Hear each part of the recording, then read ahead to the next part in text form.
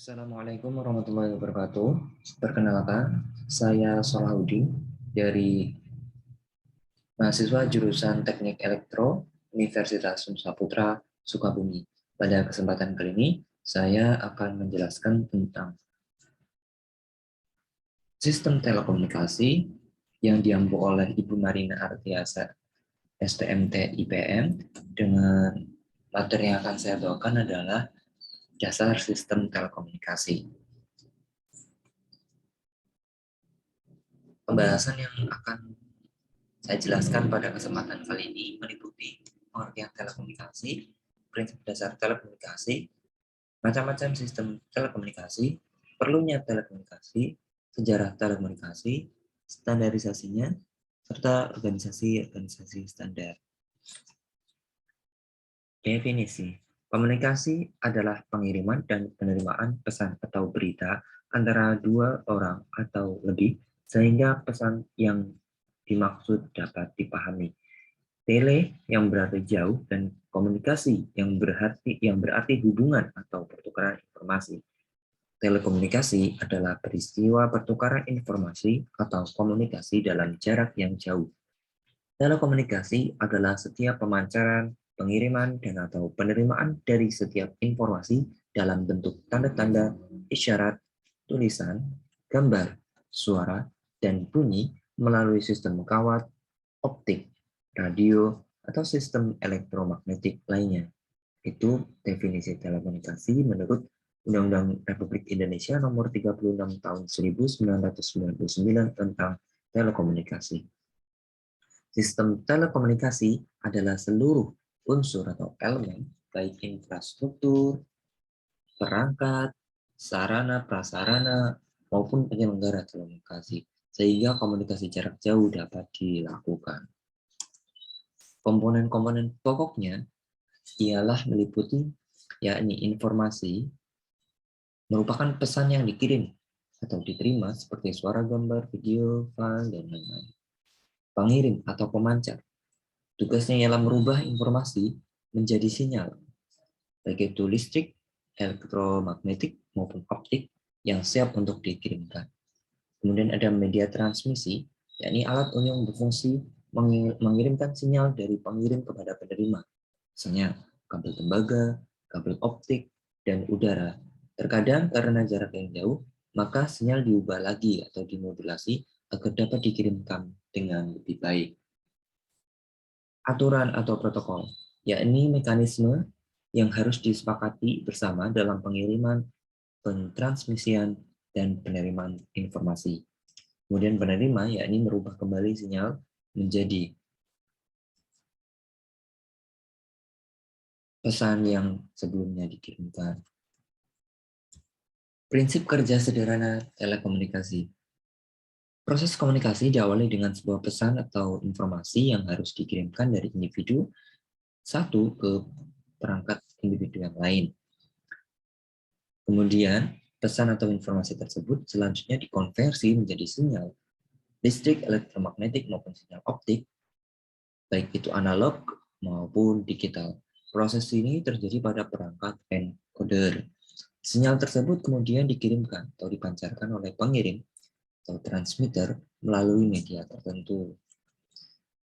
Kemudian dibutuhkan media transmisi, baik itu berupa kabel tembaga, kabel koaksial, kabel serat optik, udara, radio, dan lain-lain. Yang baik agar gangguan selama proses transmisi melalui saluran atau media dapat dikurangi.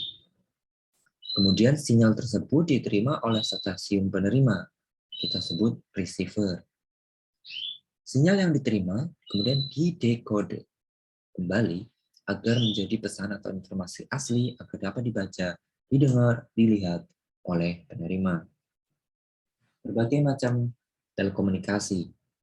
Di sini ada dalam telekomunikasi dibagi menjadi dua, yakni bidirectional dan unidirectional mass communication. Bidirectional itu artinya dua arah, kalau unidirectional mass communication artinya komunikasi satu arah.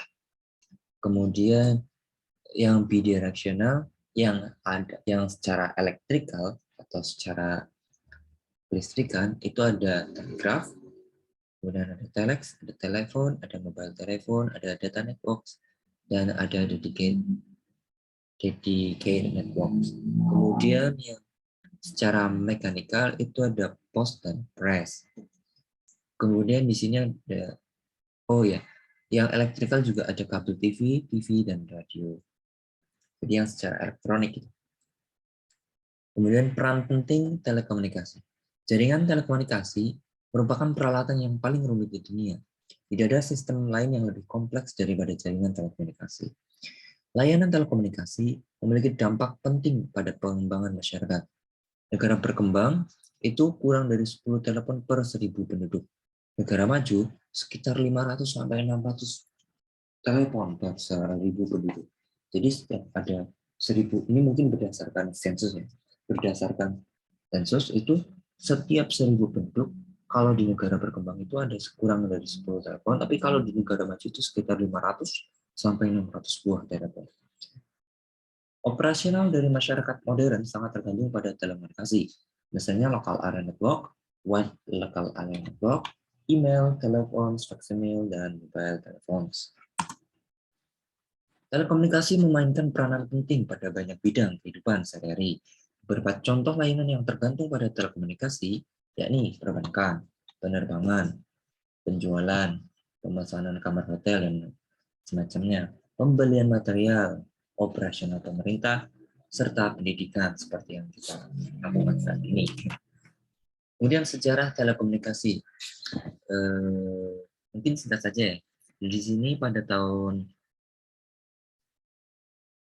1845 hukum Kirchhoff, hukum rangkaian Kirchhoff, kemudian 1876 sampai 1899 Alexander Graham Bell, kemudian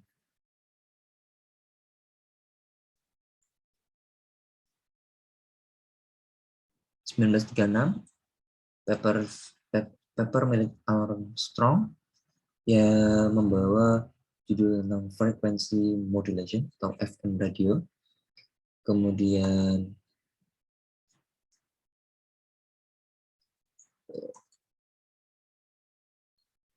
dan sejarawan lainnya sangat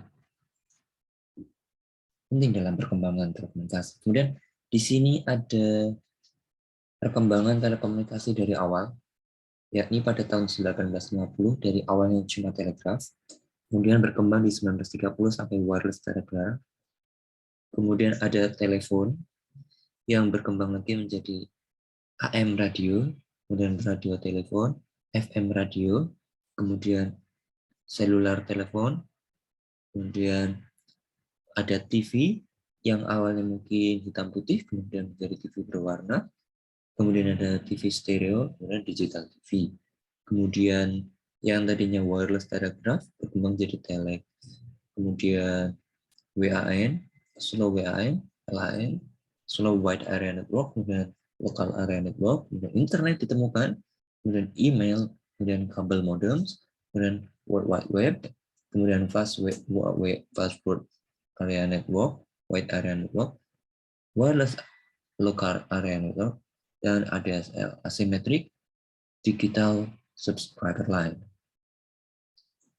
Kemudian yang seluler telepon berkembang menjadi digital seluler telepon, kemudian mobile data, dan mobile IP. Itu berkembang dari 1850 sampai tahun 2005. Contoh pengaruh, selanjutnya tentang standarisasi. Standarisasi memang pengaruhnya apa sih pada telekomunikasi? Contohnya di International Telephone Numbering and Country Codes, tanpa identifikasi global yang unik dari pelanggan, panggilan telepon otomatis internasional tidak akan tersedia. Seperti yang kita ketahui, setiap negara itu punya kode unik sendiri-sendiri. Misalnya Indonesia itu 62, kemudian Arab kalau nggak salah itu 88. Masing-masing negara beda-beda. Kemudian telepon subscriber interfaces, kemudian PCM coding and primary frame structure. Coding dan struktur ini membuat koneksi digital nasional dan internasional antar jaringan dimungkinkan. Kemudian television and radio systems, frequencies used for satellite and radio communications, connectors and signal for PC, printer, and modem interfaces, local area network, wireless area network, memungkinkan orang untuk menggunakan komputer dari sembarang produsen dalam jaringan kantor. Kemudian cellular telephone system memungkinkan pengguna untuk memilih handset dari beberapa pilihan dengan fitur yang berbeda dari vendor yang berbeda. Jadi dengan adanya standarisasi, kita itu memungkinkan adanya berbagai macam merek, namun pada satu padanan, satu patokan. Sehingga walaupun beda merek, kita masih bisa menggunakan. Contoh-contoh otorisasi, badan otorisasi standarisasi nasional. Ada ANSI, American National Standard Institute, ada BSI, itu British Standard, kemudian ada DIN. DIN itu Deutsche kalau nggak salah. Apa ya? Kurang. Nah, kita bisa searching lagi di internet. Finnish Standard Associations, BSN itu Badan Standarisasi Nasional Indonesia. Setahu saya, logonya BSN seperti ini. Kemudian BRTI, Badan Regulasi Telekomunikasi Indonesia, Indonesian Telecommunication Regulatory Body. Organisasi Eropa, European Telecommunication Standard Institute, ETSI. Salah satu standarnya adalah Digital Cellular Mobile System, GSM. European Committee for Electronic Standardization, European Committee for Standardization, CEN atau CEN, ELSC.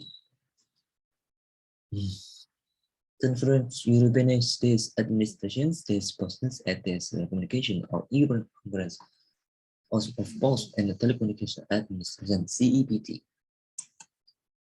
America, Institute of Electrical and Electronic Engineering. Contohnya standar ISO 8802X dan 802X Ethernet Line. Electronic Industries Alliance, Federal Communications Commission (FCC), Telecommunication Industry Association (TIA). Kemudian ada International Telecommunication Union (ITU). Kemudian ada International Standard Organization (ISO) dan International Electrotechnical Commission (IEC). Kemudian ada Internet Engineering Task Force (IETF), Universal Mobile Telecommunication System (UMTS) Forum, dan Telemanagement Forum atau TMF. Sekian presentasi dari saya tentang dasar telekomunikasi, dasar sistem telekomunikasi. Kurang dan lebihnya, segala kekurangan yang saya aturkan pada kesempatan kali ini, saya mohon maaf yang setulus-tulusnya. Bila mana ada kelebihan, itu datangnya dari Allah Subhanahu wa Ta'ala. Saya hanyalah manusia biasa yang tidak luput dari kesalahan. Saran dan masukan sangat saya nantikan pada kolom komentar. Terima kasih atas kunjungannya, terima kasih atas sudah meluangkan waktu untuk menonton sampai akhir. Wabillahi taufiq wal hidayah. Assalamualaikum warahmatullahi wabarakatuh.